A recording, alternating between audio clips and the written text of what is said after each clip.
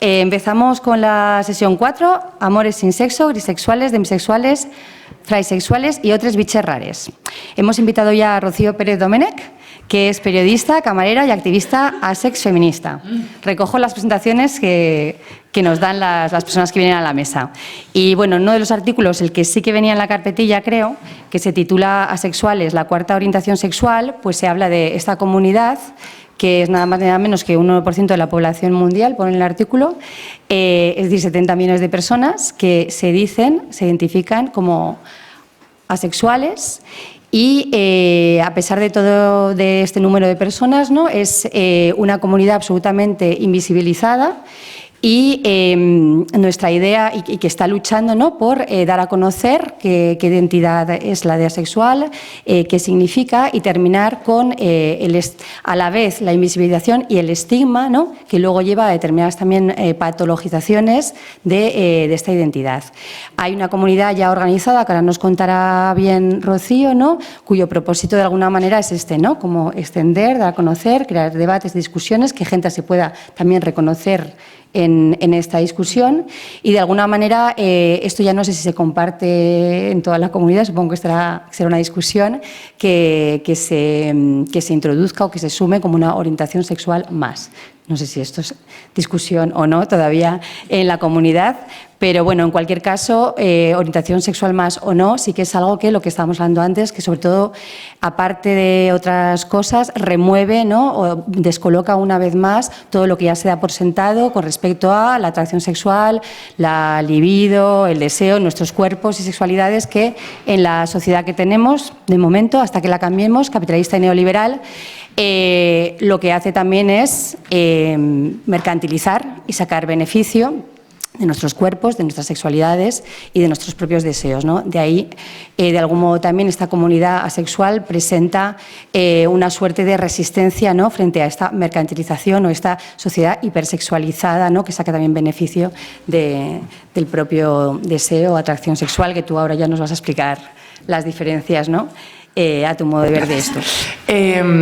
Como que a mí también me interesa que sea una charla que se adscriba un poco a lo que os interesa a vosotros realmente, o sea, como que si hay algún tema en particular que nos interesa una mierda y de la que yo estoy hablando media hora, con toda la buena fe me cortáis y me decís, no, otra cosa, y vamos viendo, porque realmente lo interesante de esto es que se puede aplicar a un montón de cosas, ¿no?, que muchas de esas cosas son las que habéis sacado un poco a la palestra. Entonces, a ver, el tema de la demisexualidad, grisexualidad, etcétera.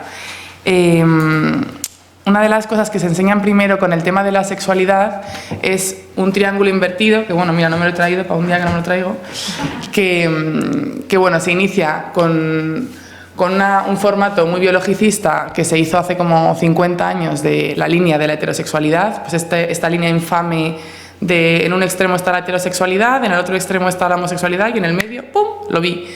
Y es una línea que realmente ahora está bastante obsoleta, pero es una línea que sirvió mucho a todas las primeras colectividades que empezaron a interesarse por el tema de la sexualidad, porque esa línea es como un principio de orientaciones sexuales basadas en la alosexualidad, que sí, la alosexualidad no es que estés todo el día salido como si no hubiera un mañana. La alosexualidad es la identidad como contraria a la sexualidad, ¿vale? Toda la gente que no se considera asexual tiene una identidad alosexual. ¿Esto implica que la gente alosexual se pasa el día follando? Bueno, ya veremos un poco que no, porque hay diferentes categorías dentro de la propia terminología del deseo, etcétera, que vamos a ver luego un poquito más adelante. Entonces, bueno, con este del triángulo, lo que Kinsey, que es uno de los primeros estudiosos que habla de la sexualidad, lo que hace es coger esta línea horizontal y arrastrarla hacia abajo, creando un triángulo invertido. ¿De acuerdo? Entonces, la línea superior del triángulo serían todas las orientaciones sexuales basadas en un sistema de atracción normativo a lo sexual, y todo el triángulo, con todo su relleno y con toda la punta, es el espectro asexual. En el extremo final del triángulo estaría la gente asexual que nunca siente atracción sexual, y todo el relleno del triángulo son las grisexualidades. Ahí está lo demisexual, ahí está lo sapiosexual, ahí está lo fraisexual, y sí que se consideran formas de identidades asexuales porque tienen un patrón de atracción que no se rige con la norma. ¿Podemos encontrar ese gráfico en la web? Sin ningún problema. Tú pones... Lo tenéis en el vídeo de la página. Sí, creo que sí, de hecho. Pero pones triángulo asexualidad y te sale, sin ningún problema. Es de las pocas cosas que salen sin ningún problema de la sexualidad. Con la pregunta de cómo considerarse asexual. Mira, para mí asexual es toda la persona que se considera a sí misma como tal. Porque es un poco complicado, bueno, es más bien imposible establecer como una línea roja divisoria entre, vale, pues hasta aquí soy asexual y si paso esta línea, pues ya soy alosexual, ¿no? Entonces, la forma en la que vivimos el deseo, la forma en la que vivimos la atracción o las relaciones sexuales no es una línea recta en nuestras vidas, en las vidas de nadie. También es algo que fluctúa, también es algo que tiene épocas, si lo queremos llamar así, y es algo bastante subjetivo y bastante abstracto, de alguna manera. Entonces, no hay una separación clara. Sí se ha intentado hacer en algunos momentos, como en los principios, un poco de resignificar lo que es ser asexual y tal. Sí hubo cierto debate, pues por ejemplo, por parte de la gente asexual del extremo, que nunca siente atracción sexual, sí se hacía un poco ese debate de, vale, ¿y la gente que sí lo siente de vez en cuando atracción? ¿Es gente que se considera asexual? ¿Es gente que debería estar dentro del paraguas de lo asex? Dime. Yo es que hace años oía que decían que los hombres, las personas, que somos como los animales, necesitamos sexo de una manera fisiológica. Eso, ahora hablaremos de esto, porque es pues esto, pues las patologizaciones, los biologicismos de toda la vida de Dios. Y el sexo ha tenido muchísimas categorías en diferentes momentos. Se ha considerado como pecado, se ha considerado como un imperativo sanitario, se ha considerado como un imperativo relacional. Al final el sexo es una herramienta con muchísimos usos, y según quien la use y según para qué nos sirva en ese momento una concepción u otra del sexo, pues lo vamos a llamar como algo necesario, innecesario, etcétera. Pero no es mentira, es mentira. Es mentira, muy mentira. Un poquito, luego más adelante hablaremos de este tema, ¿vale? De las patologizaciones y tal, porque me parece como interesante traerlo a colación un poquito después. Muy de acuerdo, bueno, y sí, perdón, sí hay hombres asexuales también, es un tema que no afecta al género, y de hecho la masculinidad asexual es un tema bastante invisibilizado, que viene mucho a colación con la pregunta que hacéis por ahí al fondo, con el tema de la identidad de género, ¿no? Hay mucho debate con este tema. ¿Por qué? En parte porque dentro del colectivo asexual hay una cantidad de gente no binaria loquísima, o sea, brutal. Y no es una coincidencia, o por lo menos a mí no me lo parece. Plantear las etiquetas de orientaciones sexuales, es decir, sabemos perfectamente que orientación sexual y identidad de género no son lo mismo, pero son estructuras que van muy dadas de la mano y que se apoyan mucho la una a la otra. Tener una identidad de género X también implica que nos erotizamos o nos sexualizamos de una manera que se corresponde, con el género en que todavía nos asignamos. Entonces, si de repente parte de la comunidad asexual no tiene necesidad de erotizarse, ni tiene necesidad de marcar con su performatividad cuál es su orientación sexual, el género hace aguas, muchas aguas. Es un tema muy complejo, a mí es un tema del que me gustaría mucho hablar, pero nos podemos tirar 5 años, pero si tenemos ratito, la verdad es que es muy interesante. Que esto es súper interesante lo que estás comentando, y que toca con lo que hablábamos, pero que lo que hablábamos tenía que ver también con qué pasa cuando en la interacción entra una persona asexual, ¿no? Como en la interacción social, ¿no? Cuando no somos conscientes de lo hipersexualizadas que son nuestras relaciones, y cómo parte del motivo por el que necesitamos saber el género de la persona que tenemos delante es para ver si la ponemos en la caja de seducir o no, en la caja de atracción o en la caja de competitividad, ¿no? Como qué tipo de relación puedo establecer con esa persona. Entonces, cuando ese factor de posibilidad de seducción se cae, ¿no? Pasa esto que tú decías, ¿no? De qué pasa con la identidad de género ahí. O sea, como que está muy conectado en parte, ¿no? La identidad de género con la posibilidad, la necesidad de saber la identidad de género de la otra persona con la posibilidad de desear o no a esa persona y establecer un código de seducción, ¿no? Con esa persona. Sí, es muy real, y además, generalmente lo que pasa cuando una persona sexual entra en la habitación es que hay una incomodidad de la hostia, porque de repente es como, uy, no te quiero ofender, uy, tal, es también como un paternalismo brutal. Ya hablaremos un poco más adelante de esta idea del paternalismo, pero sí que se da mucho eso, y además como que hay una estructura mental muy fuerte que hace que cuando tú te das cuenta de que, o alguien te dice, mira, soy asexual, se nos olvida que a lo mejor, aparte de esa etiqueta, tiene otras 50, porque de repente la etiqueta sexual como que lo abarca todo y si eres asexual no puedes ser nada más. No puedes tener orientación sexual, no puedes tener orientación romántica, etcétera, ¿no? Entonces sí que es verdad que de repente hay una incapacidad de poner a la persona sexual en cuestión en una casilla conocida y entonces esos estados emocionales de los que tú hablas fluctúan un montón. O sea, yo me he encontrado con gente de venir a dar charlas y ¿tú de qué vas a hablar? Pues nada, yo de la sexualidad. Buah, tía, pues no te pega nada, a ti te pega como hablar del poliamor y tal. Y es como, ¿cómo que no me pega? ¿Sabes? O sea, ¿de qué mierda estamos hablando, tío? Entonces, es verdad que es generalmente como mucho choque, ¿no? Como mucho choque, luego a la vez una sensación de culpabilidad brutal desde el minuto 1, que la entiendo, además que me parece que la culpa en algunos puntos, si la convertimos en responsabilidad, puede ser productiva, pero es muy gracioso. En plan, cuando ya no duele, te hace mucha gracia. Yo estoy en ese punto, hemos llegado ahí.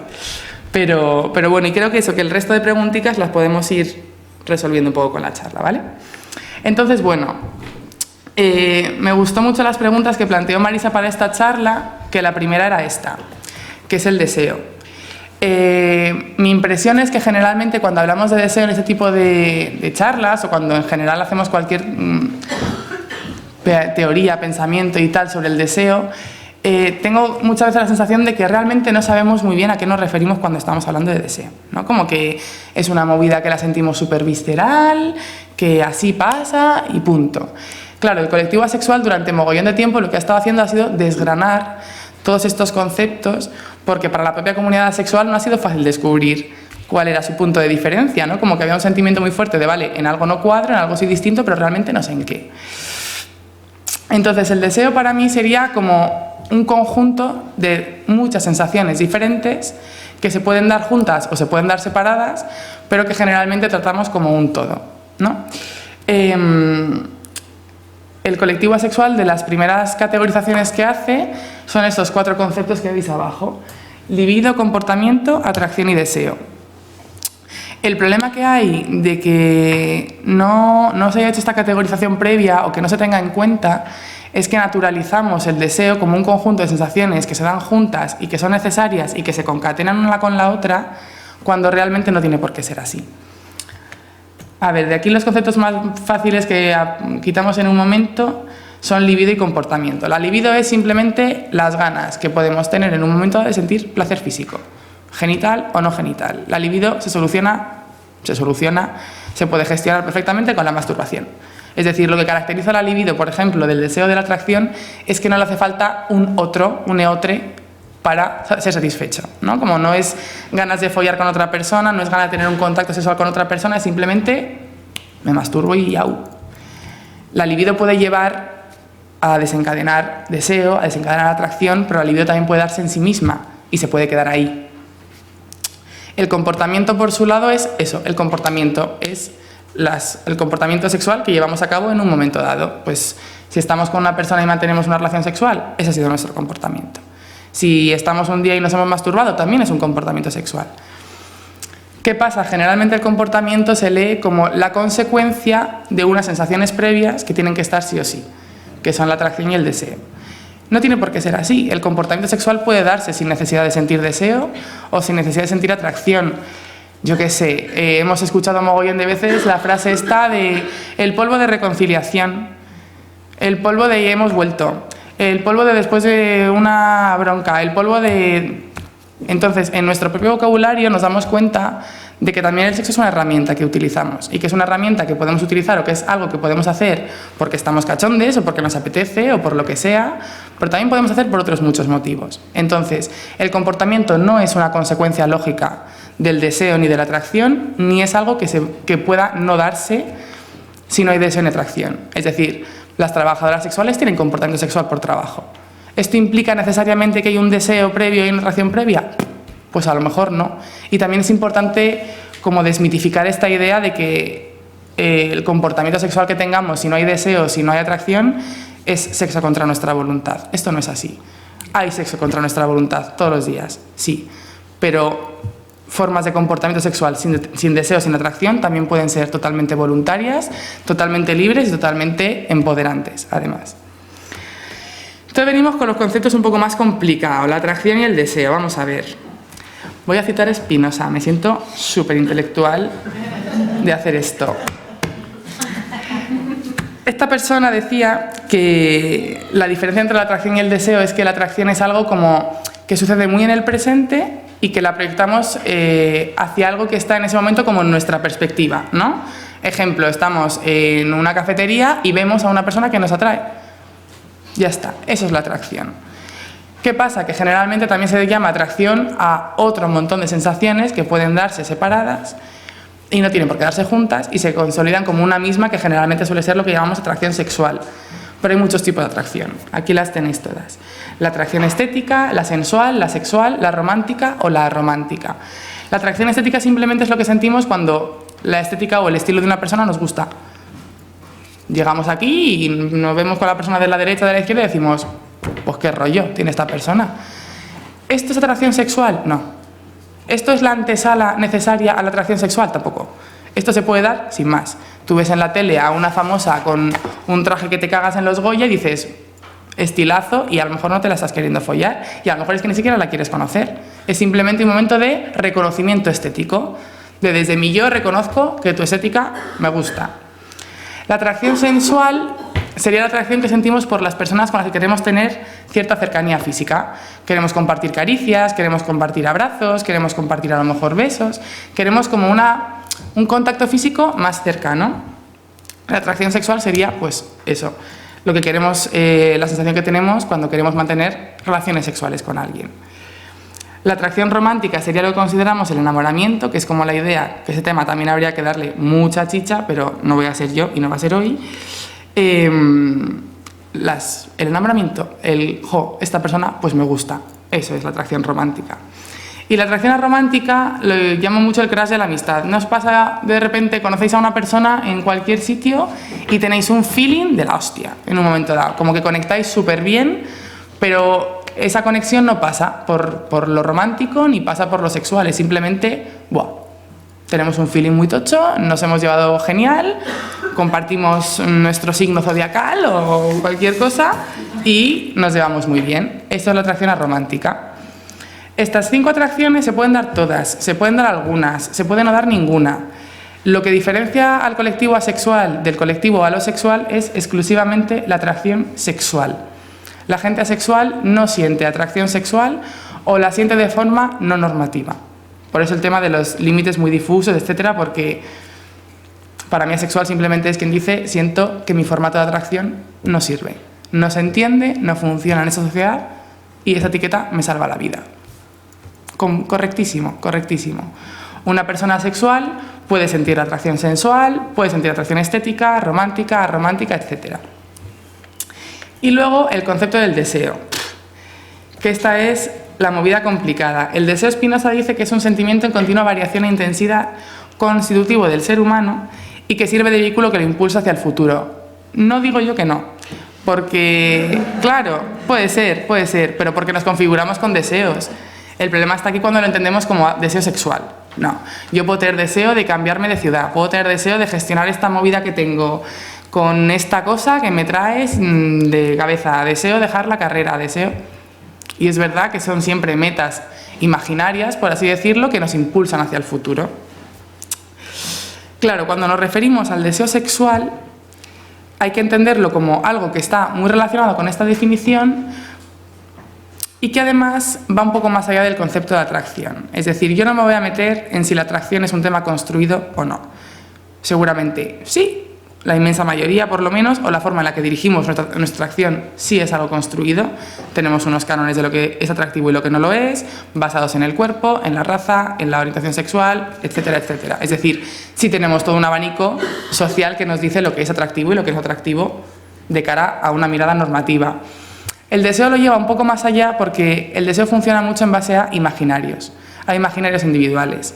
Sentir deseo sexual por una persona no implica solamente tener una atracción, sino generar toda una estructura de pensamiento en nuestra cabeza en la que pensamos qué haríamos con esa persona, cómo sería nuestra relación ideal con esa persona, cómo me encantaría que esa persona me dijera que yo también le encanto muchísimo, muchísimo como ella me encanta a mí. Es decir, empezamos a alimentar nuestro deseo de alguna manera y lo alimentamos con construcciones, 100%.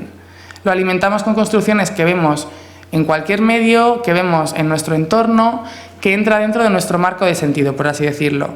Igual que encontramos atractivo aquellas cosas que se nos dicen que son atractivas, con el deseo pasa lo mismo. Encontramos deseables ciertas formas de relación o ciertas personas que el sistema entiende como deseables. Claro, la gente asexual pues no estamos en esa lista. Yo estoy bien con eso, la verdad. Pero, claro, ¿qué tiene la categoría de deseo que no tiene a lo mejor la de atracción? Que al ser un constructo 100%, la gente asexual, evidentemente, también la aprendemos, igual que el resto. Es decir, yo puedo ser una persona que no siento atracción sexual o que la siento de manera poco normativa, pero se me ha enseñado a desear exactamente igual que al resto. Y voy a desear también según el género que se me haya establecido, voy a desear también según la sexualidad en la que yo querría identificarme, etcétera, etcétera, etcétera. Es decir, al ser todo un aprendizaje social, el deseo es algo que evidentemente atraviesa a toda la gente. ¿Qué pasa con esto? Que tenemos que pensar, tenemos que darle un par de vueltas. Cuando hablamos de deseo muchas veces como que lo comentamos como si fuera algo súper visceral, como si fuera algo animal incluso, ¿no? Hacemos como muchísimo esto de los impulsos, no puedo reprimirme, es que el deseo me consume, don Juan Tenorio, bla, bla, bla, bla, bla, bla. Pero coño, en algún momento cuando nos lo ponemos a pensar realmente, cuando en nuestra cabeza intentamos hacer como un poco de apertura mental, realmente yo creo que yo por lo menos cuando lo he hecho yo me he dado cuenta de que toda la gente hacia la que yo he proyectado deseo es gente hiperdeseable, según nuestras construcciones normativas. ¿Por qué pasa esto? ¿Por qué de repente no deseamos a alguien? Si es tan visceral, si es tan animalizado, si es tan... ¿Por qué todo el mundo desea a Ruby Rose y nadie desea a otra persona que no? ¿No? Como que hay que darle un poco de vuelta a eso. Esto de metáfora del café lo pongo porque hay una comparación en la página de asexualidad de un activista que habla de la atracción y el deseo como haciendo una metáfora con el café.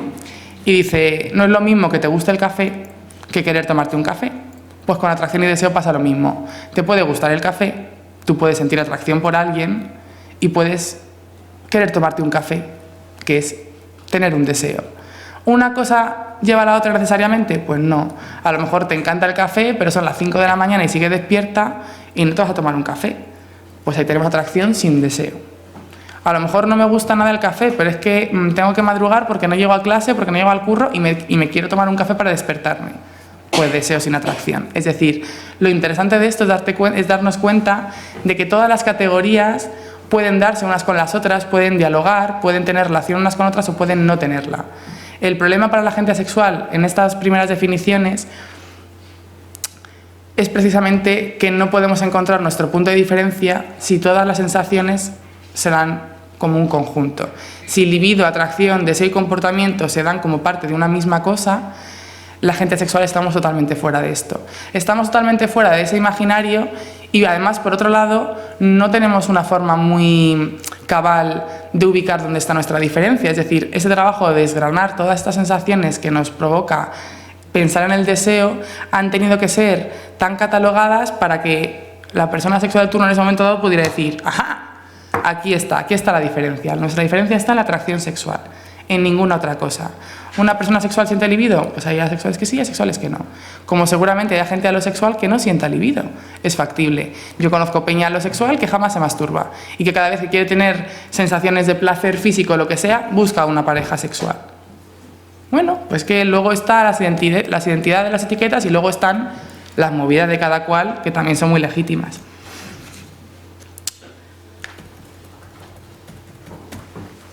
Aquí, un poco al hilo de la pregunta que me hacía Le Compa antes y de lo que estamos hablando, y un poco de lo que decía también Marisa al principio, con si nos consideramos parte del colectivo queer, si no, dónde está el límite. Generalmente, incluso en la propia página de asexualidad se habla de la definición de asexual como persona que no siente atracción sexual. Muchas veces ni siquiera se habla de el no sentirla de manera normativa. Pero a mí me gustó mucho esta definición que hizo Jacinthe Flor sobre la sexualidad, que dice: la sexualidad no se define necesariamente por la experiencia de los deseos románticos aparte de los sexuales, ni es simplemente una resistencia a un acto sexual. puede ser más interesante y políticamente viable considerar la sexualidad como una resistencia a una definición específica de lo que significa ser una identidad sexual. A mí me gusta mucho esta definición porque dentro del paraguas asexual esta definición permite que haya gente que utilice el concepto sexual, a lo mejor no toda su vida, pero igual sí parte. Hay estudios muy interesantes de, por ejemplo, cismujeres con ciertas enfermedades que les implican mucho dolor vaginal, con parejas heteros y cis también, es decir, tal, y que estando en tratamiento han decidido seguir el tratamiento y seguir sin curarse del todo, porque esto implicaría una vuelta a tener relaciones sexuales coitocentristas, normativas y aburridas con sus parejas. ¿Estas mujeres son asexuales o no son asexuales? Pues que lo decidan ellas. Es decir, en el momento en el que por trauma, por no trauma, por decisión, por no decisión, una persona decide que la etiqueta sexual en ese momento le está ayudando a llevar parte de su camino, a entenderse, a empoderarse con sus deseos, atracciones, etcétera, bienvenida sea. O sea, yo aquí no soy nada partidario ni de esencialismos de etiquetas, ni de puritanismos de marcar unas líneas súper establecidas. Para mí, además, lo bueno que tiene la teoría sexual, que lo hablaremos un poco más adelante, es que precisamente la teoría yo considero que ayuda bastante, tanto a peña sexual como a peña no asexual. Porque a mí cuando me preguntan mucho de ¿y no seas sexual porque tienes traumas? Como ya, pues no sé, sobre todo a comunidades de mujeres y de peña trans, ¿para cuánta gente el sexo no es traumático? O sea, ¿será por traumas sexuales, peña? Pues anda que no. Quiero decir, no es una estructura creada para nosotros. Entonces, claro. ¿Traumas? 50, todos. ¿Soy asexual por trauma? Pues no lo sé. Y para empezar, la gente con trauma también tiene derecho a hablar y también tiene derecho a generar estructuras, generar imaginarios, generar teorías y generar etiquetas. Y para continuar, si todo el mundo que tuviera un trauma sexual fuese asexual, pues mi colectivo sería muchísimo más grande. O sea, genial. Sería, vamos, pero no pasa. Entonces, claro, en todo esto que estamos hablando de atracción, de deseo, ¿dónde interviene el ideal romántico? Pues en todo, realmente en todo. Pero aquí a lo mejor lo que es más interesante es hablar del deseo, ¿no? De la parte del deseo. En mi caso, por ejemplo, yo soy grisexual y soy demisexual, es decir, yo solamente siento atracción sexual por gente con la que tengo un vínculo emocional afectivo previo, eso es la demisexualidad, es decir, yo no siento atracción sexual por gente a la que no conozco, o por gente que simplemente por sentir una atracción estética me la voy a querer llevar a la cama, no ha pasado, hasta ahora no ha pasado. Pero sí puedo sentir atracción sexual con gente con la que ya tengo un vínculo previo, tengo cierta atracción romántica, atracción afectiva, etcétera.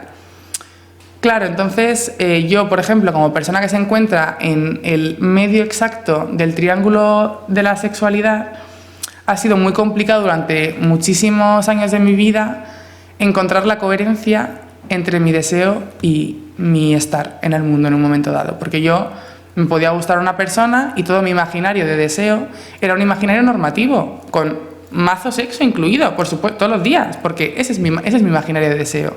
El mío y el que tiene casi todo el mundo, porque es un imaginario compartido, es un imaginario hegemónico. La incoherencia para mí llegaba en el momento en el que, teniendo ese imaginario, teniendo ese deseo y teniendo como estas expectativas, a la hora de estar con esa persona, no solamente en un nivel sexual, sino a la hora de, pues yo qué sé, de repente el sentimiento es mutuo y todo es fantástico, y yo me di cuenta de que no quiero estar en la mitad de las situaciones en las que yo me he imaginado, en mi imaginario de deseo. Que a lo mejor yo no quiero follar tanto, o que a lo mejor no quiero esta forma de amor o esta otra, o esta forma de sexo o esta otra.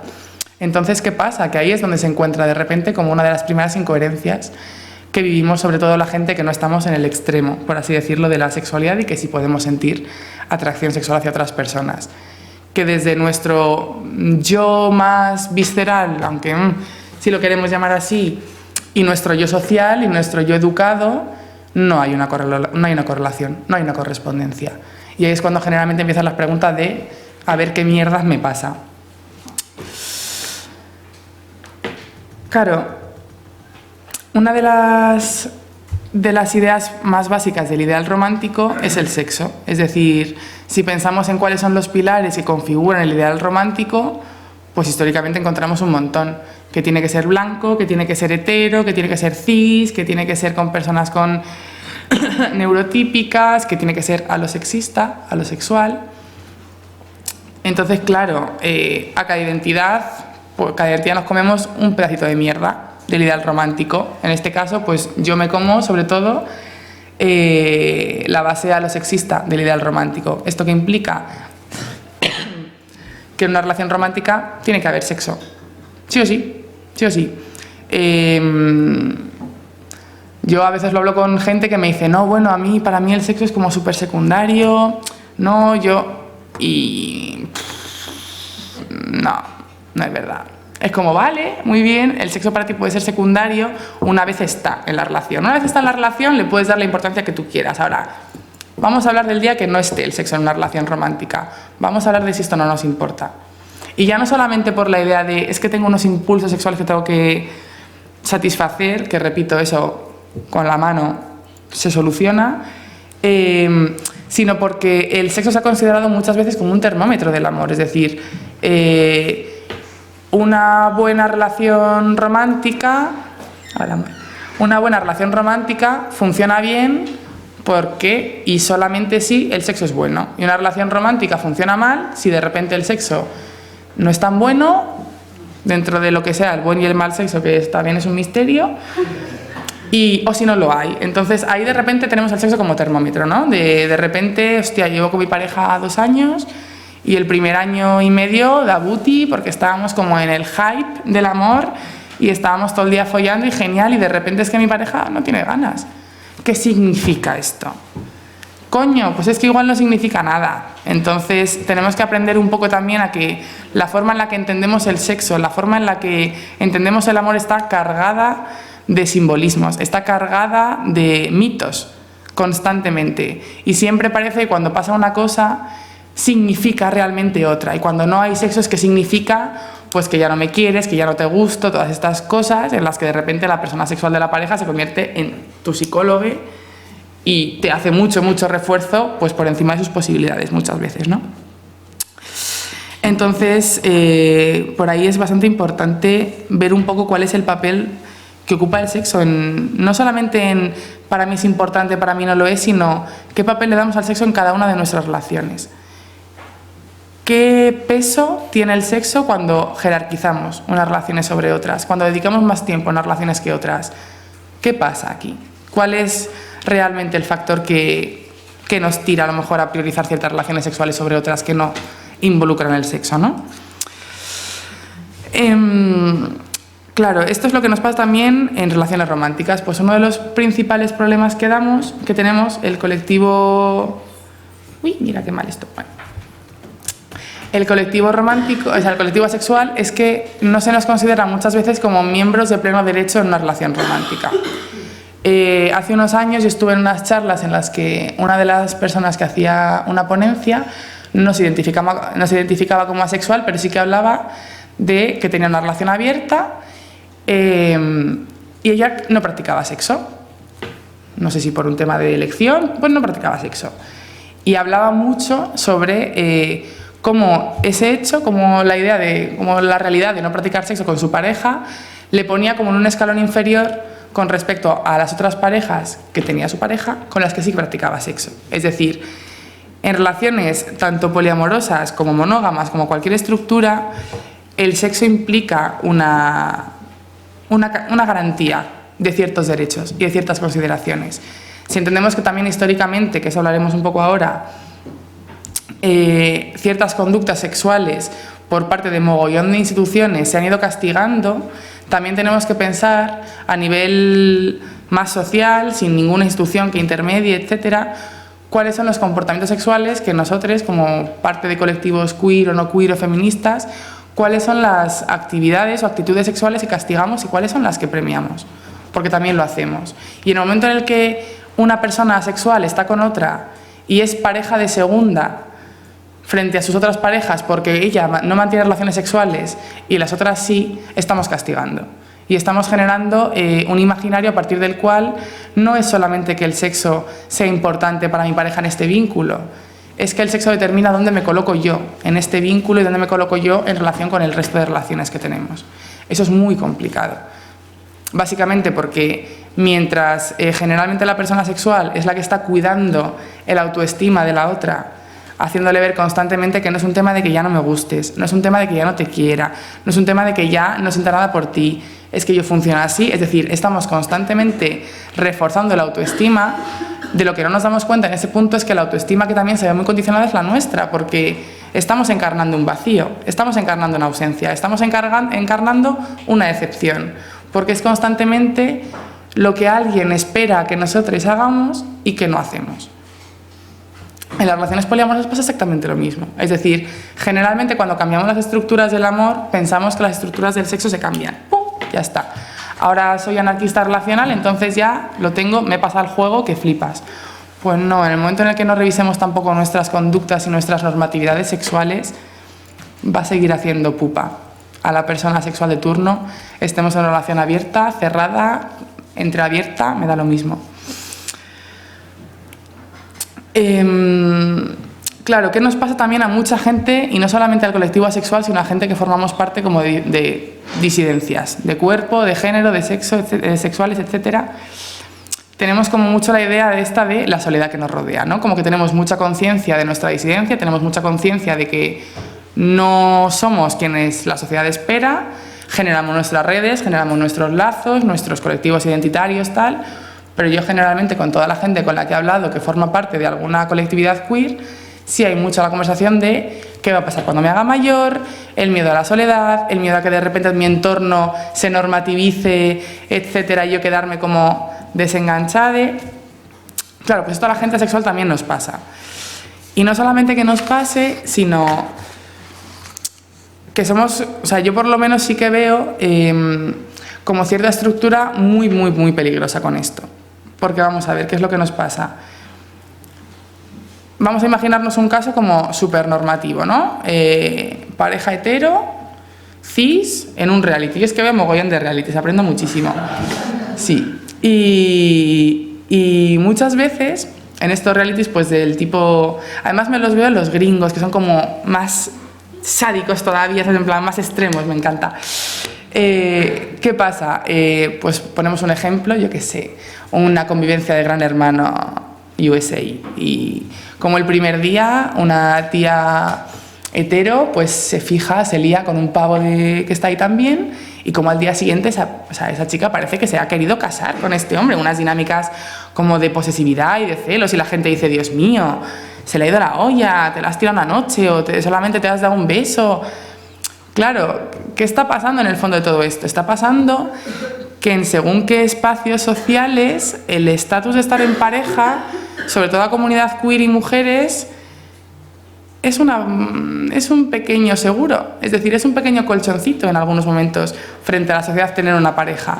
El ataque que podemos recibir como personas que en un momento dado no tienen ninguna pareja puede ser incluso más dañino que el estatus de no, mira, es que yo estoy con esta persona. Parece que no, pero de verdad que da como cierta garantía. Claro, ¿cuál es el peligro de esto? Que las relaciones de pareja tampoco son seguras, ni para mujeres ni para población queer. Entonces, para sentirnos bien en el entorno macrosocial, abrazamos una estructura que en el entorno micro a lo mejor tampoco nos está haciendo mucho bien, y es una dinámica muy perversa, muy perversa.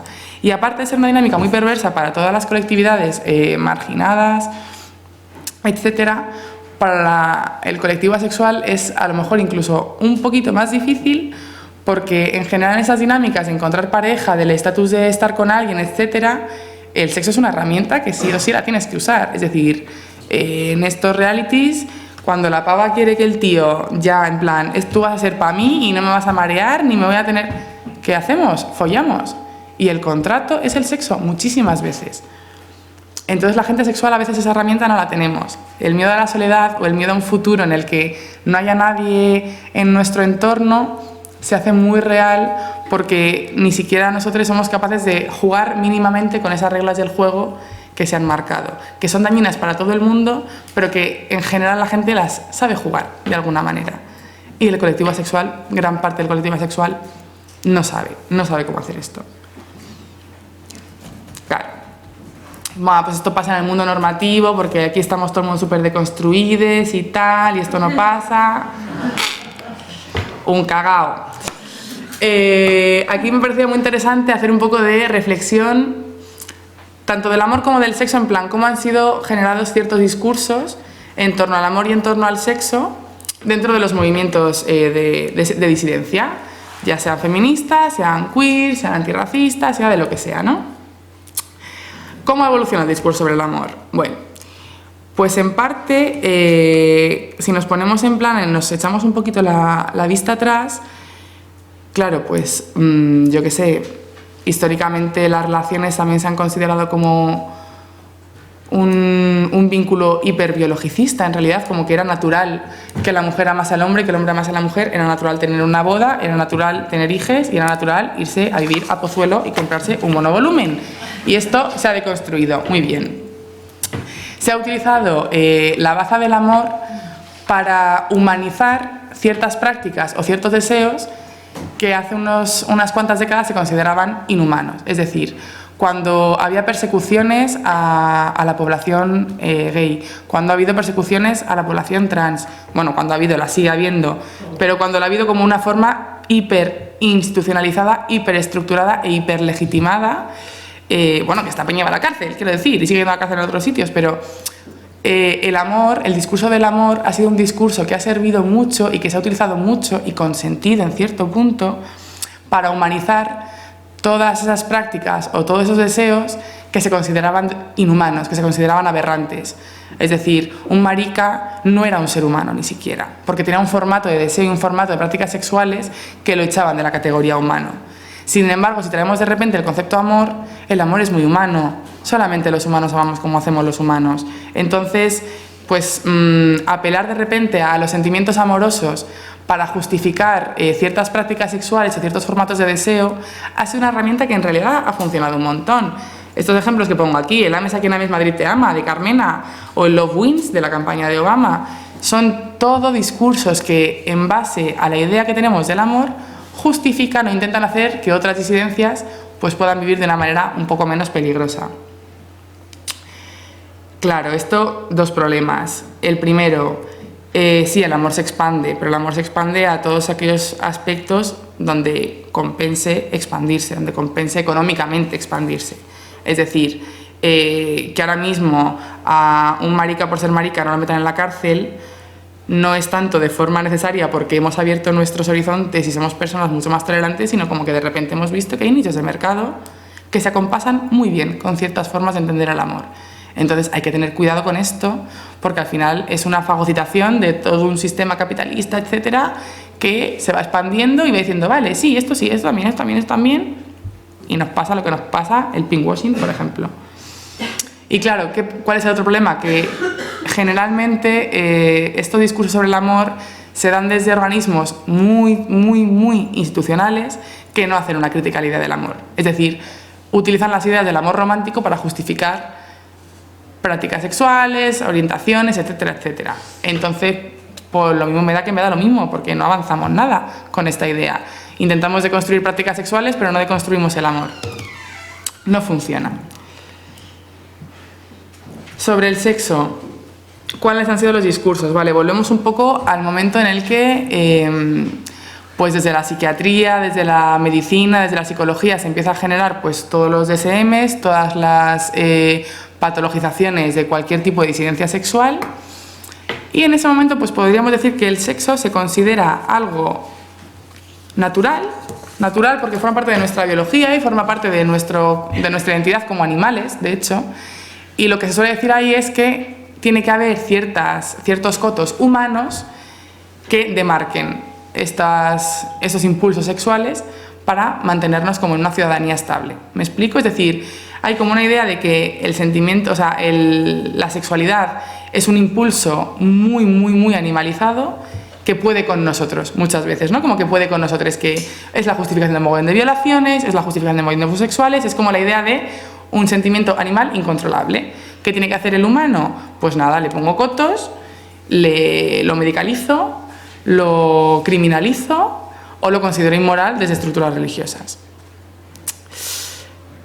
Claro, esta idea ha sido muy deconstruida por colectivos queer y con razón, y por colectivos feministas, y se han llevado a cabo muchas prácticas sexuales o muchas formas de visibilización de prácticas sexuales como herramienta visibilizadora, herramienta empoderante, que se carga un poco como la idea de lo que es inmoral, lo que es criminal, lo que es pecado, lo que es enfermedad, etcétera, ¿no? De esa misma manera también se saca el sexo de las estructuras del matrimonio, de la heterosexualidad, etcétera, como que empieza a haber de repente una pluralidad de discursos sobre relaciones sexuales que lo van sacando de casillas en las que el sexo en teoría tenía que estar constreñido, la categoría hetero, la categoría blanco, la categoría matrimonio, etcétera, etcétera, ¿no? Además, como decíamos un poco eso, como eran consideradas prácticas muy aberrantes, gente queer no tenía la etiqueta de ciudadanía, es decir, no tenía ni siquiera derechos de ciudadano, como una persona hetero, blanca, normal y corriente, ¿no? Entonces, como que todos los movimientos de luchas sexuales, del sex positive y el sex negative en Estados Unidos, etcétera, han servido mucho para recuperar o para tener por primera vez la categoría de ciudadana, la gente que también formaba parte de disidencias sexuales, de cuerpos y de géneros. Entonces, ahí la percepción animalizante, por así decirlo, del sexo se convierte en todo lo contrario. El sexo no es un sentimiento, no es un impulso animal que tenemos y que tiene que ser cercado por lo humano, sino que el sexo es algo puramente humano. La forma que entendemos de entender el sexo y la forma que tenemos de llevarlo a cabo es una forma esencialmente humana, porque lo podemos vincular con el amor, lo podemos problematizar, podemos ser conscientes de ello, podemos investigar sobre ello. Claro, ¿cuál es el problema aquí? Que en el discurso de mierda religioso, psiquiátrico, etcétera, se elimina el esencialismo sexual, ni tampoco en el discurso de revoluciones queer ni feministas. Porque si antes el sexo era esencialmente animal, ahora el sexo es esencialmente humano, pero lo que no deja de ser nunca es esencialmente algo. Es decir, nunca deja de formar una parte necesaria y obligatoria de nuestra identidad. Ahí es cuando la gente asexual tenemos un problema. Si empezamos a considerar que el ser sexual es igual que el ser, es decir, que nuestra identidad está marcada por una sexualidad obligatoria, mantenemos a gente asexual fuera de la categoría de humanes y fuera de la categoría de ciudadanos. Si normalizamos y llevamos a cabo discursos que constantemente repitan que el amor es una parte ya no necesaria, ni sana, ni saludable, sino una parte inamovible de nuestra esencia, le estamos quitando la esencia a la peña sexual. Es un problema. Vale. Este dibujito lo hizo en los años 80 Gail Rubin, que una tía bastante interesante, que en su libro de sexualidades pues hace esta imagen, ¿no? Un poco de visibilizando pues cuáles eran las categorías o cuáles eran las identidades sexuales que gozaban de privilegios, cuáles eran las que estaban ahí y cuáles eran las que eran consideradas aberrantes. Pues en el sexo bueno, el heterosexual, el matrimonio monógamo procreador, en el medio parejas heterosexuales no casadas, heterosexuales promiscuas, masturbación, tal, y en el fondo del fondo, pues evidentemente la peña travesti, la peña trans, fetichistas, tal. Las putas, evidentemente también. Claro, ¿esto se mantiene a día de hoy tal y como está? Pues a lo mejor no, pero lo que nos sirve esta figura es para entender que la estructura sobre la que se basan los castigos y recompensas sexuales son estos. Es decir, siempre va a haber colectivos que estén en ese lado, siempre va a haber colectivos que estén en ese y siempre va a haber colectivos que estén en este. Es decir, siempre va a haber una jerarquización sexual, siempre va a haber una jerarquización de colectivos según cuáles sean sus comportamientos sexuales, sus formatos de deseo, etcétera, etcétera. Pues la peña sexual ahora mismo, pues según la peña sexual, pues no sé, porque como hay gente que ni siquiera le parecemos una amenaza, pues a lo mejor no estamos tampoco.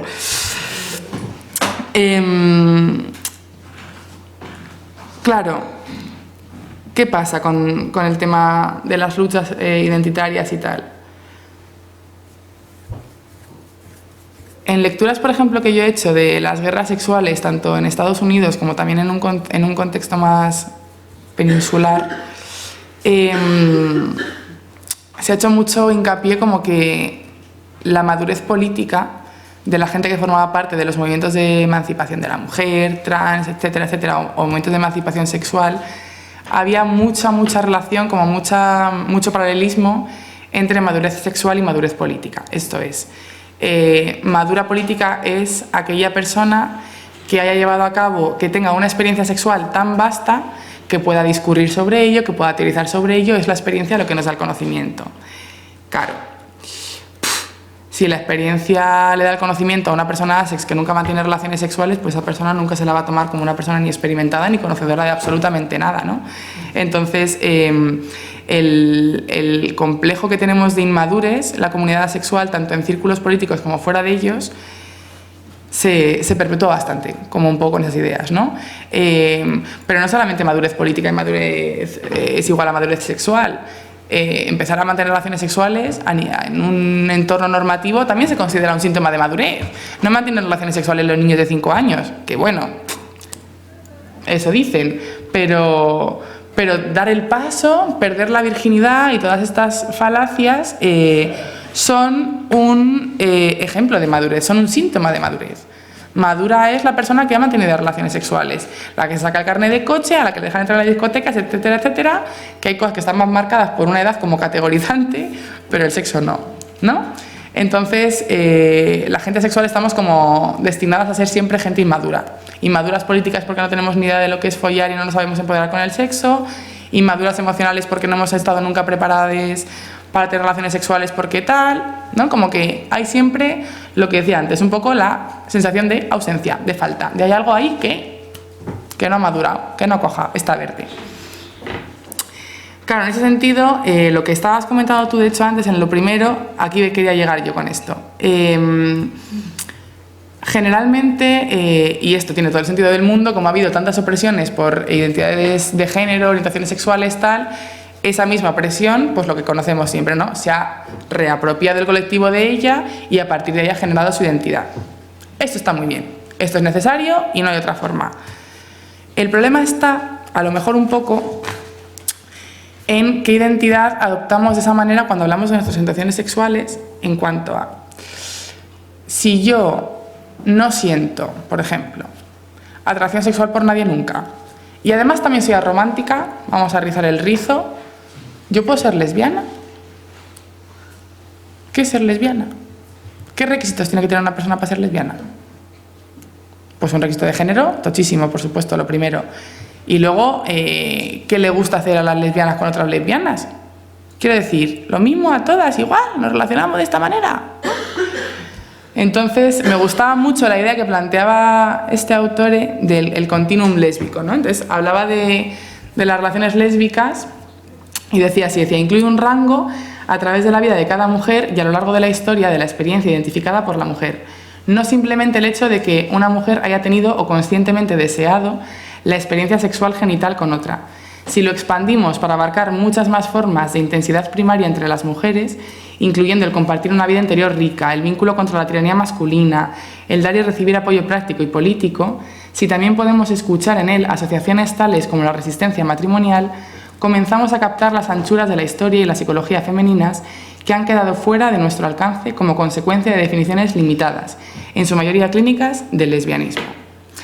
¿Qué plantea Rich en esto? Rich plantea que el lesbianismo va mucho más allá de querer acostarnos o no, en el caso de mujeres con otras mujeres, o de tener relaciones románticas con otras. Implica una estructura en sí misma, implica una estructura de resistencia a una norma heterosexual impuesta, implica dejar de ver a lo mejor a otras mujeres como competencia, implica empezar a crear lazos de hermandad más fuertes, implica crear colectivos para luchar contra causas comunes. A Rich se le ha atacado muchísimo de desexualizar la identidad lésbica. Chico, bueno, a lo mejor es que todo lo que conlleva la identidad lésbica y las otras identidades de orientaciones sexuales se han hipersexualizado, a lo mejor. A lo mejor lo interesante es darle un poco la vuelta a esa idea, ¿no? No es necesariamente que llegue Rich y diga, no, la lesbiana ni follan, ni se quieren, ni nada. No se está desexualizando nada. Se está poniendo en diferentes categorías, se está interpretando de diferentes formas lo que implica una etiqueta de orientación sexual. Porque si una etiqueta de orientación sexual implica necesariamente mantener relaciones sexuales con ese o esos géneros con los que en teoría nos sentimos atraídos, estamos exigiendo mucho a la gente para atribuirse una etiqueta. Es decir, a una mujer cis, por ejemplo, asexual del extremo, le vamos a decir que no es lesbiana porque nunca ha sentido atracción sexual por otra mujer? Estamos en la posición de poder hacer esto, estamos en la posición de poder dar y quitar etiquetas tranquilamente según la vida sexual o los márgenes de deseo de una persona. ¿No es interesante entender estas dinámicas con sus dinámicas sexuales, por un lado también, por entender que puede haber otras y que pueden darse unas y no darse las otras, y pueden darse otras y no darse las unas, en las que realmente sean etiquetas de resistencia, como la etiqueta de la sexualidad que estábamos viendo antes, ante un esquema establecido previamente? Lo mismo podría pasar con la sexualidad. Si entendemos que la sexualidad no es solamente una etiqueta que implica a personas que no sienten atracción sexual o que no la sienten de forma normativa, y lo ampliamos un poco más allá como una posición de resistencia frente a imperativos no heterosexuales, sino sexuales en sí mismos, es decir, unas normas eróticas de conducta, de comportamiento muy marcadas de las que el colectivo asexual no formamos parte. Si no se hace un repaso más allá de cuáles son las etiquetas que utilizamos para entender cuáles son nuestras orientaciones, nuestros deseos, nuestros amores, etcétera, y no lo expandimos un poco más allá de con quién nos acostamos, a quién le queremos dar un beso, constantemente parte del colectivo asexual se queda fuera. Claro, partiendo de esta base de la que estábamos diciendo, si seguimos entendiendo estructuras como el lesbianismo de esta manera tan sexocentrista y tan amatocentrista, por así decirlo, ¿qué otro margen de identificación tenemos el colectivo asexual, aparte de asexual? Es decir, yo digo, soy asexual y ya no soy nada más. No soy asexual, no puedo ser asexual pluri, ni puedo ser asexual hetero, ni puedo ser asexual boyera, es que a lo mejor no puedo ser ni asexual trans. O sea, quiero decir, ¿de qué estamos hablando cuando estamos quitando categorías, ¿no? Como estamos quitando la oportunidad a la gente de tener categorías. Con los movimientos últimos que está viendo, con las propuestas relacionales que está viendo en las últimas décadas, creo que hay una potencialidad muy fuerte de que la gente asexual encuentre su espacio, pero es una potencialidad que tiene que trabajarse. Si no la trabajamos, no nos sirve para absolutamente nada. La anarquía relacional, entendida como un complejo que va más allá de la idea del poliamor, como que también plantea las estructuras del ideal romántico, las estructuras de ya no solamente de monogamia o no monogamia, sino cómo establecemos el amor romántico, es un espacio bastante óptimo, a lo mejor, para hacer teoría y para hacer práctica desde la sexualidad. A mí, sin embargo, me gusta mucho más el concepto de la gamia. La gamia, que no sé si lo conocéis la mayoría, a mí me lo han explicado así, yo lo entiendo así y a mí así me gusta mucho, como os lo voy a contar. La gamia propone una suerte de mapas relacionales en los que vamos a imaginarnos que cada relación que tenemos con otra persona es un hilo de un color. Pues contigo tengo un hilo azul, contigo tengo un hilo rosa, contigo tengo un hilo verde. Por cada hilo incluye pues unas prácticas, unos sentires, unas estructuras que marcan simplemente mi relación contigo y mi relación contigo y no establecen en ningún punto jerarquías, ni siquiera hablan de si son relaciones románticas o no lo son. Simplemente es un compendio de vínculos diferentes, diferenciados, que no pujan por tener una prioridad unos frente a otros, que no se jerarquizan unos frente a otros. Me gusta mucho esa idea de la gamia, porque creo que si ha habido un trabajo muy interesante de incluir el amor en relaciones en las que no debería haberlo, incluir el amor entre amigas, incluir el amor entre mujeres, incluir el amor entre población trans, incluir el amor entre población racializada, etc. Si hemos incluido el amor y el sexo en espacios de los que siempre se ha rechazado, que esto es importante, también tenemos que saber sacar al sexo de espacios en los que el sexo naturalmente debería estar ahí. Es decir, si empezamos a entender que también puedo follar con mi colega, también tenemos que empezar a entender que a lo mejor también puedo no follar con mi pareja. Es decir, la movilidad sexual no es solamente para más, también puede ser para menos, también se puede reubicar. Y si entendemos la gamia como un conjunto de lazos con ciertas características que van mutando, que van fluyendo y que van cambiando, el sexo puede ser unas características en un momento dado, no serlas en otro, tenerlo en este vínculo, no tenerlo en otro, y que evidentemente con cuidados y con cosas, porque a todo el mundo nos han parido en este sistema de mierda y estas cosas duelen, con cuidaditos y con conversaciones se puede hablar de esto. Pero para mí es más interesante incluso ese concepto precisamente por eso, porque el sexo es una categoría como puede ser cualquier otra, como puede ser quedar todos los domingos a tomar café y poner a caldo a nuestros jefes particulares, por ejemplo, y tienen el mismo peso. De repente las estructuras jerárquicas de vínculos en los que hay sexo no son más importantes que los vínculos en los que no lo hay. Es decir, para mí realmente el punto de partida, bueno, el punto de partida no, ojalá, el destino a llegar es un poco entender esto, es entender que igual que estamos siendo capaces de incluir el sexo en muchos espacios, también tenemos que ser capaces de sacarlo. Claro, ¿esto cómo funciona? Yo no quiero hacer ningún tipo de apología contra el sexo, por Dios, no. Y siempre se nos ve a la gente sexual como peña antisexual, que nos da asco y que... Y no funciona así. De hecho, yo lo practico y me parece estupendo. Pero lo quiero practicar cuando me dé la gana, ¿no? O sea, y como que no quiero tener como una obligación ni un compromiso por una estructura X de tener que practicarlo. Además, con una cantidad de veces óptima para que la persona o las personas no se me rayen y no tener que estar ahí cuidando, ¿sabes? Como que es un poco hacer malabares esta historia. Sin embargo, si de repente sacamos tanto la estructura romántica como la estructura sexual de los ejes de relaciones en los que debería estar cada cual, creo que hay mucho más margen de actuación, creo que hay mucho más margen de maniobra, creo que hay mucho más margen de empoderamiento también, y creo que hay mucho más margen de permitirnos cada uno encontrar un espacio de tranquilidad para repensarnos en, vale, ¿cómo entiendo yo el deseo? ¿Cómo entiendo yo el sexo? ¿Hasta qué punto estas dinámicas me rentan? ¿Hasta qué punto no me rentan? Etcétera. Porque a mí lo que me gusta mucho de la teoría sexual es que creo que es una teoría que se puede extrapolar también a gente que no es asexual, porque las dinámicas de presión sexual no solamente las tenemos nosotros. De hecho, no las tienen, pues, 5 en el mundo, que son los señores blancos, heteros, etcétera, etcétera, cis, que pululan y que tienen el control del mundo mundial, pero claro, el resto no. Con el tema esto de los hombres y de si puede haber hombres asexuales, ese es un punto, por ejemplo, interesante. Los tipos asexuales están cuestionando la masculinidad de una forma brutal, porque además de su género se espera la iniciativa tochísima, ese animalismo incapaz de contenerse se sigue esperando dentro de la etiqueta masculina, es decir, el formar parte de dinámicas sociales, de qué temas hablamos, tal. Coño, pues cuando un tío te dice, pues no, pues a mí esto no me interesa, o sea, está cogiendo la masculinidad y la está haciendo así por la ventana, porque está reventando un pilar muy básico de la identidad de género masculina.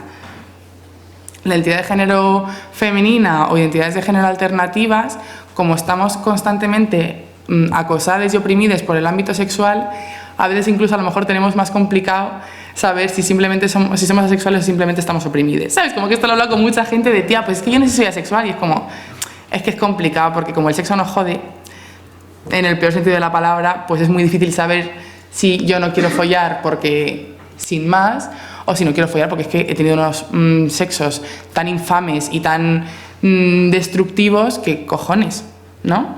La diferencia para mí aquí, y con esto creo que acabo, a ver, acabo, sí, es que, y esto como pistita, para gente que a lo mejor tenga duda con esto, yo la gente que he conocido que tiene traumas sexuales y que no se consideran asexuales, tienen complicaciones muchas veces para mantener vínculos, relaciones sexuales, para tener comportamiento sexual, pero sí hay como un echar de menos, como un querer volver a un punto en el que pueda tener estas vinculaciones de forma más tranquila.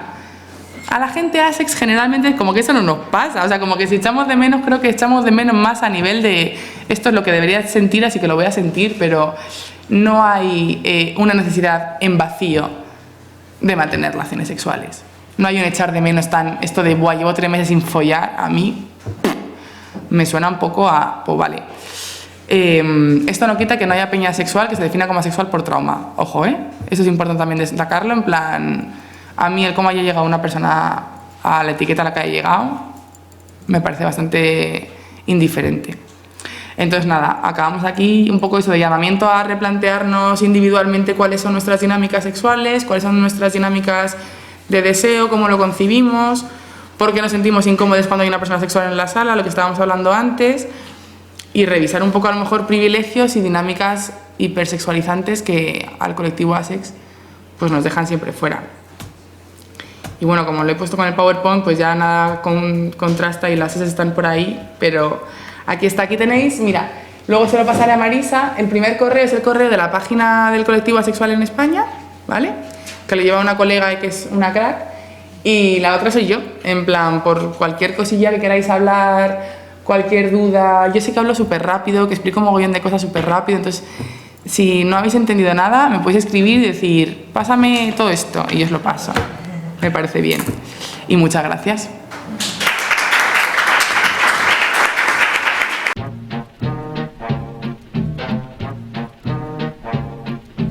Sí, hola, gracias.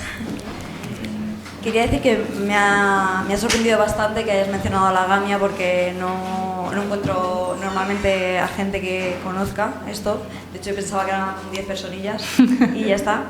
Y sí que es verdad, no lo había pensado desde la sexualidad, pero creo que es una forma de relacionarse bastante afina a personas que puedan tener... no, que sean asexuales.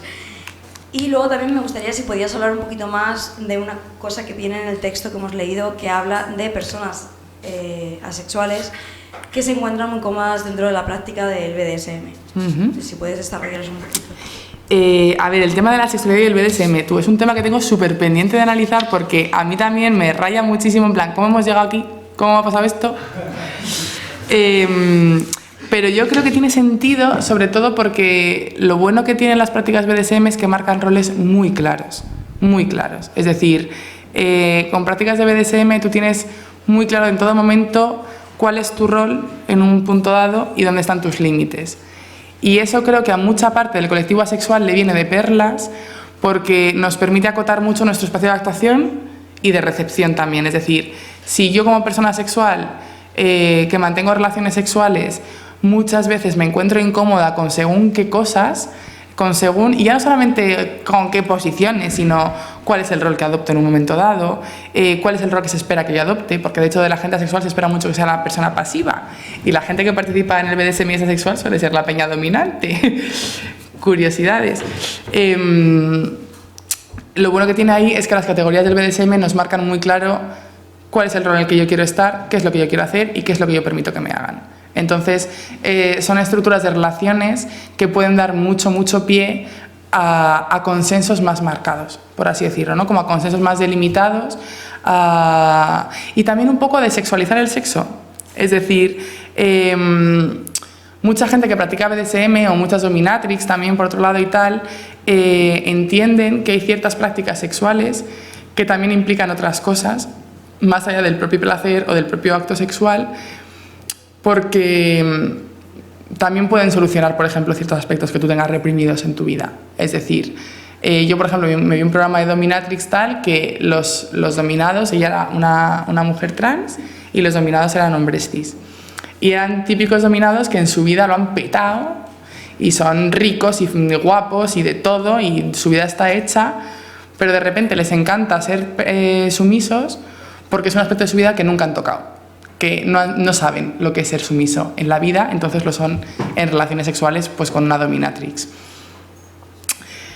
Claro, la gente asexual nunca sentimos que dominemos el sexo.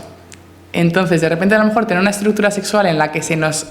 ¡pum!, podemos elegir ser quien domine o podemos elegir sacar el sexo de su categorización erótica y dedicarlo a otras cosas, a formas de terapia, a formas de resolución de conflictos, a formas de comunicación, implica que todo el acto sexual se desmitifica de alguna manera, se le quitan todas las simbologías eróticas, románticas, de placer, etc., y se le dan unas nuevas. Entonces, al igual que está muy bien entender que se pueden tener relaciones sexuales de cualquier tipo por placer, sacadas de la reproducción, del matrimonio, de lo que sea, también se puede entender, y creo que es muy interesante, que hay prácticas sexuales que se hacen por un fin que no es el sexo, sino que es otro. Creo que es un espacio bastante afín, por eso, para la gente asexual, porque el rechazo, por ejemplo, que tiene cierta gente asexual con el sexo no está orientado a las posiciones o al sexo mismo, sino a todo el imaginario simbólico que hay alrededor de eso, a todas las expectativas que hay alrededor de eso, y es cuando mucha gente encuentra inseguridades, miedos, etc. Pero con prácticas de BDSM cambia un poco la dinámica. Y con lo de la agamia, súper de acuerdo. Sí, o sea, para mí es como agamia o muerte. No sé si te contesta. ¿Sí? Me da muchísima vergüenza hablar, pero quiero hablar. Porque conecto mucho de repente con esto que dices de yo me considero asexual, pero quiere decir que yo quiero follar cuando yo quiero follar, no cuando quieren follar conmigo, ¿no? Entonces la cosa es que, a ver, yo soy una persona transgénero, sé que mi expresión parece masculina, pero no soy un hombre. Y desde que desde que de repente, hace un año así, que lo sé plenamente, que a las personas más cercanas se lo he dicho, hace poco que salí del armario, se ha de repente, claro, yo he sentido que desde hace un año mi deseo es así, como el que tú has dicho. O sea, yo realmente no siento nunca que deba follar. O sea, no me siento en la obligación de follar, porque como, no. Y lo que me hace mucha gracia es que, claro, yo antes, en mi otra vida, cuando todavía como que no me sentía plenamente una persona sin género o una persona diferente de género masculino cis, yo los ambientes que más cómoda estaba eran los bares de sexo, los cruising, las saunas, los sitios naturistas donde se practica sexo, porque realmente ahí siempre he dominado yo las situaciones. O sea, en un sitio de sexo de hombres que follan con hombres o de personas con polla que follan con personas con polla, que son la mayoría de estos sitios, tú tienes siempre el dominio. Y si una persona que respeta, la echas del bar. O sea, yo he echado a millones de personas de bares porque me han tocado como yo no he querido que me toquen. Entonces, claro, yo entiendo mucho eso. Y entiendo también por qué en mi vida sexual pasada siempre he dominado yo. Porque, claro, yo no me puedo dejar dominar. Yo como persona diferente de hombre cis, en el momento en que una persona me decía algo que a mí, dentro de mí tal, no, o sea, yo me ponía realmente, o sea, la agresividad no, o sea, mucho más allá que agresivo. Yo podría haber matado a gente por haber metido un dedo en el culo, simplemente, ¿sabes? Entonces, pues claro, conectó mucho porque desde que salí del armario he hecho de practicar sexo, porque no me hace sentido. Nadie ha venido con las intenciones que yo quiero. Yo en las parejas no busco sexo, yo busco cuidado, solamente cuidado. Y no necesito sexo. Ya el sexo yo tengo con quien me dé la gana, cuando me dé la gana, más o menos, a ver si esa persona quiere. Pero la cosa es que, claro, que realmente conecto muchísimo con esto y nunca me he considerado asexual porque me ha quitado muchísimo sexo. Pero precisamente la pensaba que ha venido ya aquí un poco de sorpresa, que soy alguien que la va a la charla porque mi hermano mediano es asexual. Tiene 22 años y nunca he expresado mi deseo relacional, ni sexual, ni nada de eso. Y estoy súper proud. Es como, oh, por fin. Y eso que dices de los hombres asexuales son tal, es que yo llevo toda la vida cabello en Cádiz, de repente, aquí en Madrid parezco más maricón. Aquí en Madrid soy maricón. Muy raro, pero un maricón. Maricón / bollera. Pero en Cádiz no, en Cádiz yo hablo como yo, me comporto como yo y yo parezco hetero. Y claro, todo el mundo me dice, joder, picha, no sé qué, yo en plan, pestañeo, cruzo los ojos, los cuelgo para arriba, porque es como, y lo entiendo, y no estamos solas, y vienen mucha gente más. Muchas gracias, Rocío. Nada, mi amor. No, además, eso es un tema muy interesante también porque yo es un tema del que a veces recapacito pues, pensando en mí, ¿no? Yo primero me descubrieron la etiqueta sexual, la última persona con la que yo estuve, mi última pareja era sexual y empezamos a hablar de esto y fue como, ¡ja, ja! Te entiendo muy bien. Y a raíz de empezar un poco de activismo y conciencia asex, también empezó mi replanteamiento sobre mi género, lo que decíamos un poco antes, ¿no? Cuando de repente no está la erotización y tal. Yo además siempre lo explico en plan como tener la colada, una tira de la ropa con una sábana con pinzas y mi género era esa sábana y mi sexualidad eran esas pinzas y cuando quité las pinzas la sábana se va a tomar por saco. Y lo curioso para mí, por ejemplo, de esto, que me siento mucho más cercana a los no binarismos que a la etiqueta de cismujer, es que evidentemente adopto muchos roles, por así decirlo, en según qué momentos. Hay momentos en los que me siento más fem, momentos en los que me siento menos fem, pero un momento en el que adopto 100% la posición fem es en el sexo, es en la cama, es un canteo.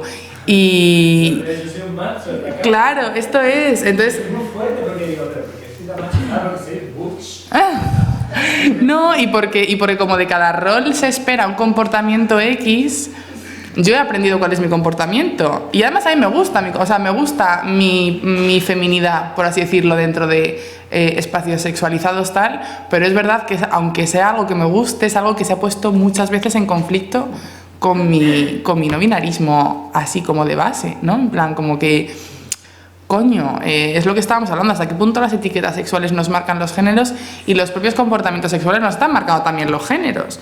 Es decir, de acuerdo que estamos teniendo cada vez como más aperturas, ya no es solamente rollo, ay, entre las dos lesbianas, ¿quién es el macho? Bueno, esa pregunta me la hicieron el otro día en el máster en el que yo estoy estudiando y dije, 2019, señores. Pero son dinámicas que a lo mejor ya no las decimos porque queda mal decirlo y porque sabemos de alguna manera que queda mal decirlo, pero incluso quienes estamos trabajando en esto y tal, de repente entramos en un comportamiento sexual y coño, la vuelta al rol más binario ahí del mundo mundial, ¿sabes? Que no tiene por qué ser algo malo, quiero decir, también la cama puede ser un espacio para jugar con los roles que nos den la gana, y si a alguien le apetece ser hiperfem en la cama y luego no serlo en el resto de cotidianidades, pues muy bien, maravilloso, pero es una cosa que para llevarla bien en la vida hay una confrontación primero, ¿no? Entonces te entiendo muy bien porque esto pasa muy a menudo. Lo primero agradecértelo un montón porque me parece una maravilla de principio al final. Muchas gracias. Lo primero. Luego que me alegra oír que hay gente de Agama aquí, porque a mí me cuesta mucho entender la diferencia entre agamia y anarquía relacional, y no lo iba a preguntar porque me parecía que no era el tema de hoy, pero ya que lo habéis abordado, si se puede explicar, igual es una pregunta así como muy amplia, ¿no? Pero no. Si se puede explicar así un poco despacito, yo lo agradecería. Y luego sobre lo de asexualidad y BDSM hay otra cosa que se me ocurre así, que como que se me conecta en la cabeza, y es que hay muchas prácticas BDSM que no tienen nada que ver con la genitalidad. Y hay muchas prácticas BDSM que se basan en sensaciones sensuales o sensaciones físicas intensas que no tienen nada que ver con lo que entendemos como sexualidad, y que tiene, ¿no? Como que tú puedes establecer un juego de poder con alguien en el que tú ni siquiera toques a la persona, ¿no? Y esto puede estar sexualizado o no. O sea, hay mucha gente que tiene prácticas BDSM y no las entiende como sexo. Y de hecho, por ejemplo, cuando entramos dentro de acuerdos en las relaciones, hay personas que tienen relaciones que consideran monógamas, y sin embargo una de las dos personas tiene relaciones BDSM con otras personas, ¿no? Como que la línea es ahí. Incluso hay gente que entiende el BDSM como prácticas espirituales, que entra por ahí, ¿no? Entrar en estados alterados de conciencia, con el mantra, ¿no? Con algunas cosas. Entonces, como que es un campo que me parece súper amplio. Total. Pero lo otro, José, ¿me lo puedes explicar? ¿Lo podéis explicar entre las dos? Yo lo agradeceré. Sí, me va a hacer falta tu ayuda, porque tampoco te creas que yo sea aquí doctora en esto, ¿sabes? A ver, mi sensación, en plan, como yo, por las cosas que he ido recibiendo y tal, lo he entendido, a mí me gusta un poco más el concepto de agamia porque me parece que es mucho más libre. Creo que es verdad que la anarquía relacional hace mucho hincapié en la no jerarquización de vínculos, pero la agamia lo que tiene para mí de diferente es que saca las características de cada estructura relacional de su estructura. Es decir, la anarquía relacional, vale, pues todas las estructuras están en el mismo nivel, pero tengo la sensación de que cada estructura mantiene un poco las características típicas de esa estructura. Es decir, si somos una pareja vamos a follar, si, ¿no? Como que sí que está habiendo una apertura, si somos amigas también podemos follar, o pactos, relaciones abiertas, no monogamias, pero la agamia yo lo veo más como un conjunto de características que forman tu vínculo con alguien, un conjunto de características que forman tu vínculo con otra persona. Y son características sueltas que simplemente se dan porque la otra persona y tú las tienen en común, por así decirlo, ¿no? O sea, como que para mí el concepto de agamia rompe mucho más los esquemas de lo que se espera de cada tipo de vínculo que la anarquía relacional, y creo que también se centra mucho en las posiciones jerárquicas, que también son súper importantes, pero a lo mejor son un poquito más estáticas en cuanto a qué se espera de cada tipo de vínculo. ¿Tú cómo lo ves? Digo, o sea, me resulta confuso porque como que en el manifiesto sí que se habla, ¿no?, de la posibilidad de negociar con cada persona, tu forma de relación, tus acuerdos. Es decir, que yo siento que ahí sí que se incluye, por ejemplo, pues un acuerdo de convivencia con alguien con quien no tienes relación sexual ni romántica, o un acuerdo de crianza con personas con las que no. O sea, como que para mí me cuesta verlo porque me da la sensación como que una cosa entra en la otra. Entonces, puede ser. No sé dónde está el clic que hace la gamia diferente.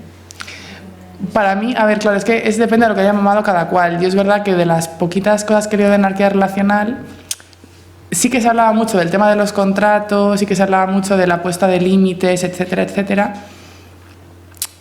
Pero para mí, a ver cómo te lo explico. Estas puestas en común de contratos y de límites creo que son muy necesarias en la vida en la que vivimos, porque hemos mamado lo que hemos mamado y no somos anarquistas relacionales de nacimiento, una pena, pero es lo que hay. Entonces, estas cosas vienen bien. Pero a la hora de establecer esos límites, de poner estos contratos, etcétera, sí siento, y esto es una percepción mía que a lo mejor estoy tirándome un triplazo, sí siento que hay como cierta pretensión de lo que una relación tiene que ser. Es decir, si yo tengo una relación romántica contigo y tú y yo hacemos un contrato para estipular cómo van a ser a lo mejor nuestros encuentros sexuales, de alguna manera sí que estoy dando por hecho que ese encuentro sexual, si no lo hay que decirlo. Si no lo hay que ponerlo en el contrato. Y la gamia, sin embargo, para mí funciona como de una manera mucho más fluida, mucho más compleja, porque creo que también da lugar a muchas inseguridades y a muchas mierdas, en plan, creo como que la gamia es el 2.0 de lo que queremos llegar a ser en 5 vidas. No mañana. pero, uy, tenemos una actualización para mí. Bueno. Vale. Pero con la gamia es precisamente, no es tanto un tema de qué cosas entran o no entran dentro de esa estructura, sino las cosas que tengamos en común forman esa estructura. ¿Entiendes lo que te quiero decir? ¿Entiendes un poco? Porque a mí algunas cosas de la anarquía relacional sí que me parecen muy sugerentes, pero a la vez sigo sintiendo a veces un poco en algunas cosas la idea esta del vacío de la persona sexual. Y con la gamia no lo siento. Nada, a ti.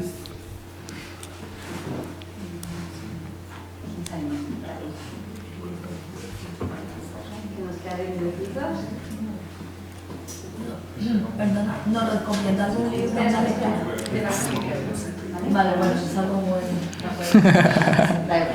Nada, para que por favor no recomiendes alguna lectura, libro. Vale, yo lo que puedo hacer... A ver, el problema está en que no te creas que hay tantas.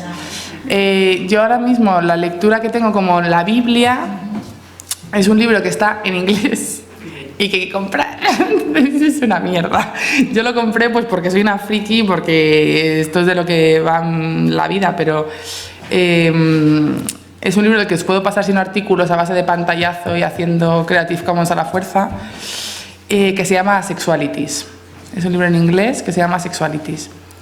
Y está muy bien porque es un conjunto de peña que escribe cada cual un artículo en el que relaciona la sexualidad con otra cosa. Hay artículos de la sexualidad con la masculinidad, sexualidad y raza, sexualidad y amor, sexualidad, y está muy muy bien. Entonces tengo también tengo todo ese libro hecho apuntes, entonces os puedo mandar, si no, historias mías de traducción simultánea. Y, perdona, ¿y qué opinas de Paul Preciado? ¿Qué opino? Pues nada. ¿Pero no va marcado dentro de esto o cómo lo ves? Perdón, que si va marcado dentro de esa parte de, como él la desarrolló un poco la teoría queer, no sé si... Pues a ver, yo de las pocas cosas que he escuchado de Paul Preciado, que tampoco tienes tantas porque, a ver, yo tengo un problema muy fuerte con las eminencias. Tengo un problema con estar aquí encima de un escenario ya, pero me cuesta, o sea, como que a mí me gusta más escuchar a la gente con la que estoy tomándome un café, entonces es verdad que no leo mucho a nadie. Intenté Butler, a las 3 páginas dije, mira, no te entiendo. Entonces, como no entiendo a mucha gente de estos rollos, porque es un rollo académico bastante tocho y me enfado, intento no enfadarme mucho. Pero de las pocas cosas que he visto, más que he leído de Paul Preciado, creo que hace un análisis bastante chulo de las masculinidades. Lo que pasa que evidentemente lo asex, pues como no lo incluye prácticamente nadie, yo tampoco, o sea, como que cuando alguien en sus discursos no incluye lo asex, tampoco me enfado porque es lo que doy por hecho, ¿sabes? Ya lo hago yo, no pasa nada.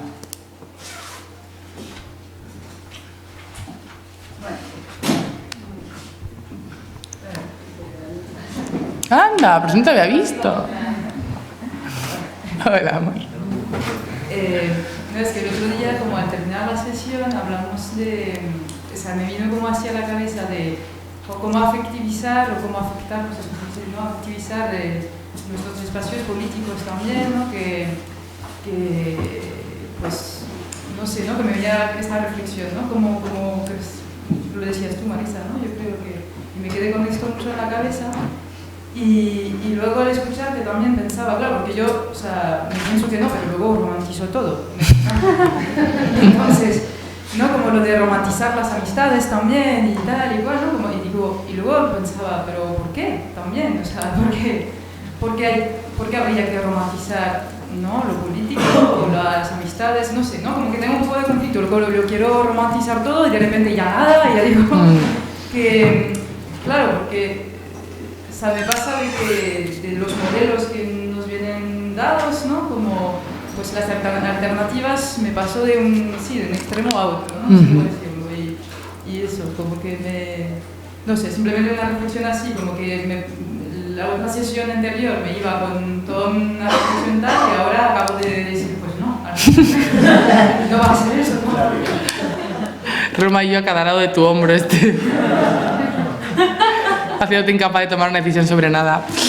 Estoy muy de acuerdo. O sea, creo que en su momento, y en algunos momentos a día de hoy también, ha tenido mucho sentido romantizar cosas, porque, pues siguiendo con el ejemplo que he puesto desde el principio de las lesbianas, que decir que las lesbianas son amigas especiales, pues llega un punto en el que también toca las narices y dicen no solamente eso, otras cosas. Entonces ha habido un punto en el que yo entiendo que ha sido necesario romantizar o sexualizar cierto tipo de prácticas o cierto tipo de estructuras o de formas de activismo, pero se nos ha ido de las manos mogollón. Y ahora lo sexualizamos y lo romantizamos absolutamente todo. Tampoco. Entonces, sobre todo porque vuelve un poco lo mismo, en plan, creamos esencialismos, en plan, esto es esencialmente sexual, esto es esencialmente romántico, esto es esencialmente no sexual ni no romántico. Entonces no nos permitimos darle un carácter a cada momento, a cada práctica o a cada deseo que queramos, lo que decías tú precisamente, en plan, ¿por qué tenemos que sexualizar el BDSM si en algunos puntos igual no es sexual? ¿Por qué tengo yo que sexualizar a mi colega con la que quedo todos los días y que me conoce mejor que nadie? ¿Por qué tengo que sexualizarla a ella? ¿Sabes? Entonces, yo creo que hay que hacer un trabajo de ni sexualizar todo, ni sexualizar nada, sino entender que cada contexto tiene su esencia, tiene su movida y que según con quién nos relacionemos es peligroso pecar de sexualizar demasiado o lo contrario, pero sobre todo lo primero, sobre todo es peligroso pecar de sexualizar demasiado. Creo que es una herramienta política que ha sido muy útil y que lo sigue siendo, pero creo que es una herramienta política que si no se establece de una manera crítica y se expande de forma universal, todo es sexo, pues entonces yo me quedo en mi casa y me muero en mi casa viendo Netflix todo el día, me da igual, ¿sabes? Pero claro, ¿entiendes? Entonces estoy muy de acuerdo contigo en que realmente sexualizarlo todo de forma crítica es bastante dañino. Yo quería decir una cosa. Que estaba pensando, cuando he hecho lo de la soledad, igual se puede quedar un poco con esto. A ver, a mí me gusta mucho definir el concepto, o sea, lo que es una alianza política, pero bueno, ya que estamos en definiciones, para empezar que las definiciones tampoco significan nada hasta que no las enteramos. Algunas prácticas que tú sientes que para ti es real y te importa. Entonces, cuando hacía esto de lo afectivo, no sé qué palabra emplear tampoco, afectivizar lo político, lo común, lo colectivo, lo camerado, aquellos espacios en los que luchas por camerado, para mí tiene que ver con una apuesta que va mucho más allá, contigo más allá no es superior ni nada, es distinto de lo sexual y de lo afectivo como sentimental. Es un afecto político, es decir, que te importa lo que le pasa a las otras personas, aunque no siempre coincide con lo que te pasa a ti. Y pongo un ejemplo así solo porque entiendo que es difícil de aterrizar, ¿no? Y tiene que ver justamente con conseguir espacios de comunidades que no te dejen en soledad, independientemente de cuál ha sido tu capacidad de construir sexual, afectiva, no sé qué. Por ejemplo, si tú estás en la asamblea de bloques en Terrapes, estás con gente peleando por el derecho a quedarte en el barrio y a vivir en una casa donde seas pobre. Y ahí estás con gente que quizá no van a ser amigos tuyos, o sea, no entran en una definición de las que el mundo más o menos burgués de clase media organiza sus relaciones. No vas a ser tus novias o una copa, sí. No ese es el propósito en principio. Tus amigas, tu no sé qué, no, nada pasa por ahí. Sin embargo, llega un momento que lo que pase afecta a todo el mundo y se ponen soluciones materiales de apoyo que hacen que la gente, independientemente de si es querida, deseada o no por esa comunidad, por esa asamblea, va a ser apoyada. Y a eso me refería con el afecto. Es algo complicado porque las colectivos, las comunidades que se organizan por problemas concretos que a veces empiezan y terminan, ¿no? Pero sería como, para mí es como buscar por ahí. O sea, cuando yo pienso en salir de la soledad, pienso que en parte retazos, yo qué sé, ¿no? Que hayan quedado restos de comunidades con las que me he ido comprometiendo a lo largo del tiempo, algo queda ahí para que nos sigamos como apoyando materialmente, en el sentido de que ya no te puedes dejar de afectar. Cuando te has organizado con cierta gente es muy difícil que te has puesto en el lugar, los otros han puesto en el tuyo, es difícil dejarte de... Y a eso me refiero con el afecto bonito, que es una cosa... Muy bonita, sí. Muy bonita. Y una cosa, son las 9, si queréis seguimos un par de preguntas más, pero tenemos que ir ya por el portal. O si queréis aprovechamos que no está ya... Creo que vamos a tener que seguir por el portal. Ya estamos fuera de la frontera.